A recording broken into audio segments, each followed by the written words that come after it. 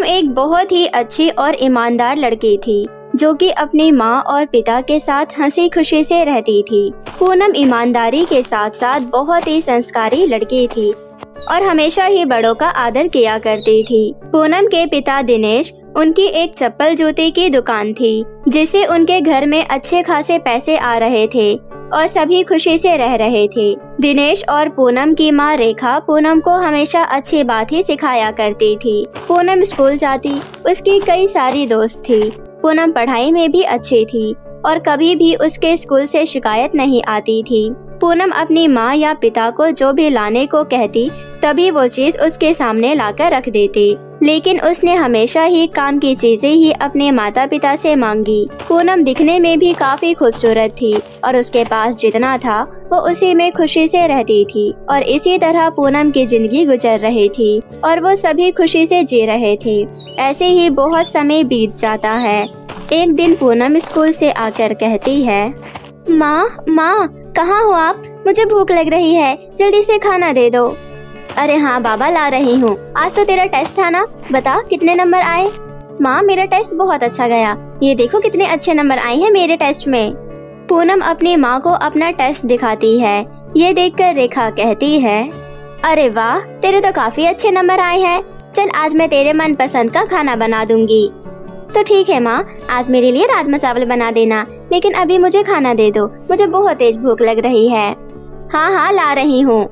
फिर रेखा पूनम के लिए खाना लेने चली जाती है। फिर पूनम खुश होकर सोचती है, अरे वाह, आज तो माँ मेरे लिए राजमा चावल बनाएंगी, ये तो मुझे बहुत पसंद है। पूनम ऐसा सोच रही होती है। इतने में ही रेखा पूनम के लिए खाना लेकर आ जाती है। ये ले, खाना खा ले। अच्छा, वैसे माँ कल तो संडे है, तो मैंने सोचा है क्यों ना हम शॉपिंग पर चले। तुझे तो बस घूमने के बहाने चाहिए। चलेंगे, पहले तेरे पापा को तो आने दे। हाँ माँ, जब पापा शाम को आएंगे तब आप पापा से पूछ लेना और फिर हम कल शॉपिंग पर चलेंगे। और वैसे माँ, आपने बोला था ना कि आप मुझे एक फ्रॉक दिलाओगी। अरे हाँ दिला दूंगी। अपनी माँ की ये बातें सुनकर पूनम बहुत खुश हो जाती है और इसी तरह रेखा पूनम को अपने से भी ज्यादा प्यार करती थी।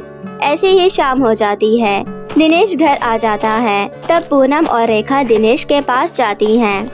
पापा कल संडे है, माँ और मुझे कल शॉपिंग पर जाना है, क्या हम जा सकते हैं? लेकिन पिछले संडे ही तो तुम दोनों शॉपिंग पर गए थे। अरे जाने दीजिए ना, ये घूमती रहती है तो इसका मन बहल जाता है और आज इसके वैसे भी टेस्ट में इतने अच्छे नंबर आए हैं, तो मैंने सोचा कि कल इसको शॉपिंग पर ले चले। अच्छा ठीक है। थैंक यू पापा। फिर पूनम रात को खुशी खुशी अपने पसंद के राजमा चावल खाकर सो जाती है और सुबह होकर वो जल्दी से तैयार हो जाती है और थोड़ी देर बाद वो शॉपिंग करने चले जाते हैं। शॉपिंग से आकर दोनों ही बहुत थक जाते हैं। फिर दोनों आराम करने लगते हैं। पूनम तो थोड़ी देर के लिए सो जाती है। इतनी देर में ही रेखा घर के बचे कुछ काम कर लेती है। थोड़ी देर बाद पूनम उठती है और फिर वो खेलने चली जाती है। माँ, मैं खेलने जा रही हूँ, थोड़ी देर में आ जाऊंगी, मेरी सहेलियाँ मेरा इंतजार कर रही हैं। अच्छा ठीक है, जाओ, लेकिन ध्यान से खेलना और जल्दी आ जाना। हाँ माँ, मैं जल्दी आ जाऊंगी। फिर पूनम खेलने के लिए चली जाती है। सीमा, तुझे पता है कल मैं शॉपिंग के लिए गई थी और वहाँ से मैं अपने लिए अच्छी सी फ्रॉक लेकर आई हूँ। फ्रॉक लेकर आई है? मुझे नहीं दिखाएगी क्या? क्यों नहीं दिखाऊंगी, अभी मैं घर जाऊंगी तो तू भी मेरे साथ चलना, फिर मैं तुम्हें अपनी फ्रॉक दिखाऊंगी। थोड़ी देर बाद पूनम खेलकर अपनी सहेली को अपने साथ घर ले आती है और अपनी नई फ्रॉक दिखा देती है। अरे वाह, ये फ्रॉक तो बहुत ही अच्छी है। हाँ, मुझे पता था तुझे ये फ्रॉक बहुत पसंद आएगी। ऐसे ही बात करते करते सीमा वहाँ से चली जाती है। अगले दिन जब पूनम स्कूल में जाती है तब उसे पता चलता है कि उसके स्कूल में एक फंक्शन है। उसके पास एक फ्रॉक तो थी, बस उसके पास सैंडल नहीं थी। स्कूल से आकर वो अपने पापा से कहती है, पापा, हमारे स्कूल में कुछ दिनों बाद एक फंक्शन है जिसके लिए मुझे नई सैंडल चाहिए, क्या आप अपने दुकान से मेरे लिए नई सैंडल ला देंगे? हाँ ठीक है, मैं तुम्हारे लिए एक सैंडल लेके आऊँगा। अगले दिन ही दिनेश अपनी दुकान पर जाता है और पूनम के साइज की सैंडल लेकर घर को लौट रहा होता है। कि तभी उसका एक्सीडेंट हो जाता है, जिसमें कि उसकी वहीं पर मृत्यु हो जाती है। और वहाँ जब ये बात पूनम और रेखा को पता चलती है तब उन्हें बहुत दुख होता है और उन दोनों को वहाँ पर लेकर भी आते हैं। तब पूनम देखती है कि साइड में ही सैंडल पड़ी हुई है। उसे बहुत दुख होता है। पापा, आप हमें छोड़कर क्यों चले गए? अब आपके बिना हम कैसे रहेंगे? मेरे लिए डॉल कौन लाएगा और मेरे लिए गिफ्ट कौन लाएगा? आप हमें छोड़कर क्यों चले गए पापा? आपने मेरे बारे में नहीं सोचा कि मैं कैसे रहूंगी? आपको पता है ना, मैं अपने से भी ज्यादा प्यार करती हूँ आपको। मैं आपसे कभी अलग नहीं रह सकती। मैं आपसे बहुत नाराज हूँ पापा, आप मुझे छोड़कर क्यों चले गए? ऐसा नहीं बोलते बेटी, अब पिताजी इस दुनिया में नहीं रहे, वो हम सबको छोड़कर चले गए। पता नहीं अब हम दोनों कैसे रहेंगे। नहीं माँ, पापा कहीं नहीं गए, अभी पापा ठीक होकर आ जाएंगे। नहीं बेटा, अब तेरे पापा कभी नहीं आएंगे, अब वो इस दुनिया से जा चुके हैं। पूनम और रेखा बहुत रोती है और रोते हुए घर चली जाती है। घर जाकर पूनम खाना भी नहीं खाती और भूखे पेट ही सो जाती है। जब एक्सीडेंट के टाइम दिनेश के पास वो सैंडल पड़ी हुई थी, वही सैंडल पूनम अपने साथ घर ले आती है, क्योंकि उसके पिता की एक आखिरी निशानी थी उसके पास, जिसे वो बहुत संभाल कर रखती है। वो 2-3 दिन तक किसी से बात नहीं कर रही थी और खाना भी नहीं खा रही थी। अपने पिता के गुजर जाने के बाद अब वो बहुत उदास रहने लगी। लेकिन दिनेश के गुजर जाने के कुछ ही समय बाद वो गरीब हो गए। उनके घर में जितना भी जमा पूंजी थी वो भी खत्म हो गया और जिस वजह से पूनम अब स्कूल भी नहीं जा पा रही थी, क्योंकि अब वो बहुत गरीब हो गए थे। उनके पास एक भी रुपए नहीं थे। एक दिन उनके घर पर श्यामलाल नामक एक व्यापारी आता है और कहता है, तुम्हारे पति के बारे में सुनकर मुझे बहुत बुरा लगा, लेकिन मैं यहाँ किसी काम से आया हूँ। क्या काम है आपको? तुम्हारे पति ने मुझसे पैसे उधार लिए थे ताकि वो जूते और चप्पल की दुकान खोल सके। वो पैसे तुम्हारे पति ने अभी तक मुझे नहीं दिए हैं, वही पैसे लेने आया हूँ। अभी हमारे पास खाने तक के पैसे नहीं हैं और हम इतने सारे पैसे कहाँ से देंगे? आप थोड़े समय तक रुक जाइए, मैं किसी तरह आपको पैसे दे दूंगी। अभी मैं तुम्हारे घर की परिस्थिति समझ रहा हूँ, लेकिन मैं 1 महीने बाद आऊँगा और तब मुझे कोई बहाना नहीं सुनना। 1 महीने बाद मुझे पैसे मिल जाने चाहिए, नहीं तो मैं तुम्हारा घर ले लूँगा। नहीं नहीं, आप कैसी बातें कर रहे हैं? हमारे पास एक ही रहने का ठिकाना है और अगर ये घर भी आपने हमसे ले लिया तो हम कहाँ रहेंगे? व्यापारी रेखा के घर की परिस्थिति समझकर अभी तो यहाँ से चले जाता है। अब मैं क्या करूँ?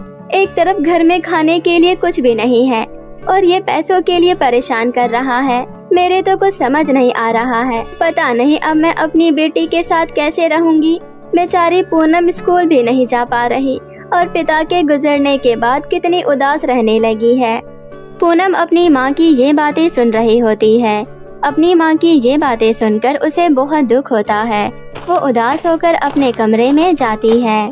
पापा, आप हमें छोड़कर कैसे जा सकते हैं? देख रहे हैं ना, आपके जाने के बाद मैं कितनी उदास रहती हूँ। एक ही निशानी है आपकी, वो है ये सैंडल। और आज तो एक अंकल आकर पैसे मांग रहे थे। अभी तो हमारे घर में खाने को कुछ नहीं है और हम उनको इतने सारे पैसे कहाँ से देंगे? पूनम ऐसा सोचकर बहुत उदास होती है। ऐसे ही 1 महीना बीत जाता है। 1 महीने बाद व्यापारी फिर से कुछ गुंडों के साथ आता है। दरवाजा खोलो और मेरे पैसे दो। अभी हमारे पास पैसे नहीं हैं। आपको पैसे कहाँ से देंगे? अगर तुम्हारे पास पैसे नहीं है तो अभी इस घर को खाली करो, नहीं तो मैं तुम्हारी बहुत पिटाई करवाऊंगा। रेखा और पूनम दोनों ही डर जाती हैं। फिर पूनम अपने पिता की एक फोटो और अपने पिता की सैंडल लेकर घर से बाहर आ जाती है। रेखा भी पूनम के साथ आ जाती है और अब वो घर व्यापारी का हो चुका था। वहाँ दोनों माँ बेटी बहुत उदास थी, क्योंकि उनके पास रहने को एक ही घर था, पर उसे भी व्यापारी ने ले लिया और अब उनके पास रहने का कोई ठिकाना नहीं था। पूनम के पैरों में चप्पल नहीं थी, इसलिए पूनम उन सैंडल को पहन लेती है। लेकिन जैसे ही पूनम उस सैंडल को पहनती है, तभी उस सैंडल में से आवाज आती है। उदास मत हो पूनम, मुझे तुम्हारे पिताजी ने भेजा है। मैं जानती हूँ तुम्हारे घर की परिस्थिति बिल्कुल ठीक नहीं है और उस व्यापारी ने भी तुम्हें घर से निकाल दिया।